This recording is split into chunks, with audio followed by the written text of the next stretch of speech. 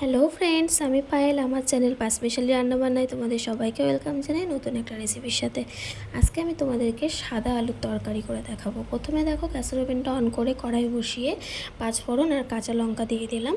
দিয়ে এটাকে একটু ভাজা ভাজা করে নিয়ে এবার আমি যে আগের থেকে আলুটাকে ডুমো ডুমো করে কেটে রেখেছিলাম সেই আলুটা দিয়ে কিছুক্ষণ সময় ধরে ভেজে নেব।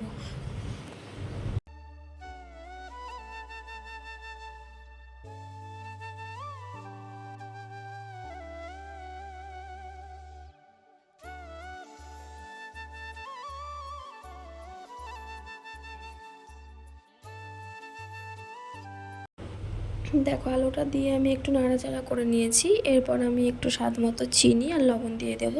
হলুদটা দেবো না, যেহেতু সাদা আলুর তরকারি হচ্ছে।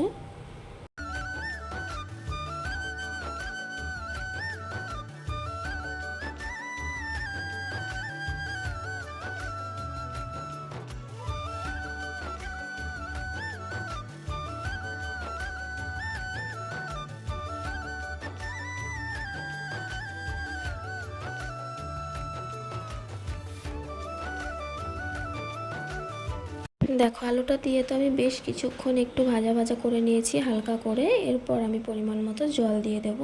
আমি একটু মাখা মাখা করব, বেশি ঝোল করব না, তাই জলটা একটু অল্প করেই দিলাম। দিয়ে এবার চাপা দিয়ে ভালো করে সেদ্ধ করে নেব। ব্যাস, তাহলেই রেডি হয়ে যাবে সাদা আলুর তরকারি। খুবই সিম্পল একটা রেসিপি, তোমরা সকলেই এটা জানো।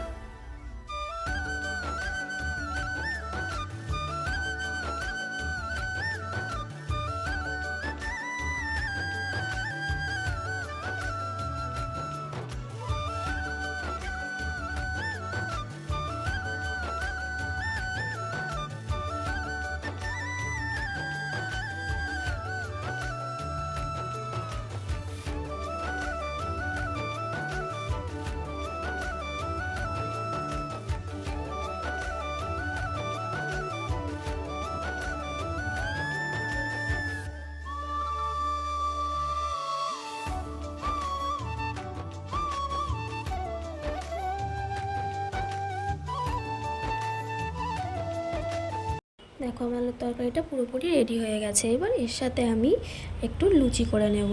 প্রথমে আমি এখানে 500 গ্রাম মতো ময়দা নিয়েছি। তাতে একটু লবণ আর একটু চিনি আর সাদা তেল দিয়ে ভালো করে ময়াম দিয়ে ময়দাটাকে আমি কিছুক্ষণের জন্য মেখে রেখে দেবো।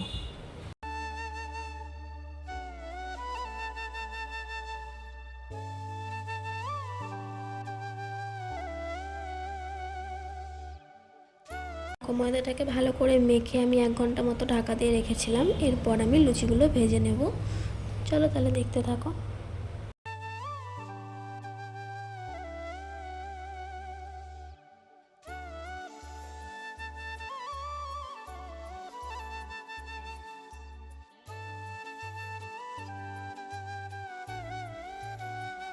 দেখো, লুচিগুলো কত সুন্দর ফুলছে।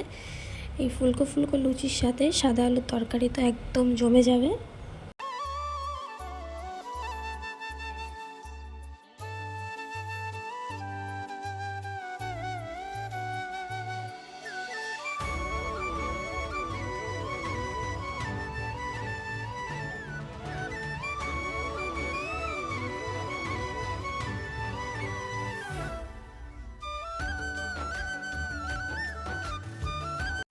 দেখো, আমার লুচি করা পুরো কমপ্লিট হয়ে গেছে। এরপর সার্ভ করে নেব। এটা তো বাঙালির একটা খুবই প্রিয় রেসিপি, আশা করি সবার কাছেই। তো বন্ধুরা, রেসিপি ভালো লাগলে লাইক, কমেন্ট, শেয়ার এবং সাবস্ক্রাইব করতে ভুলো না।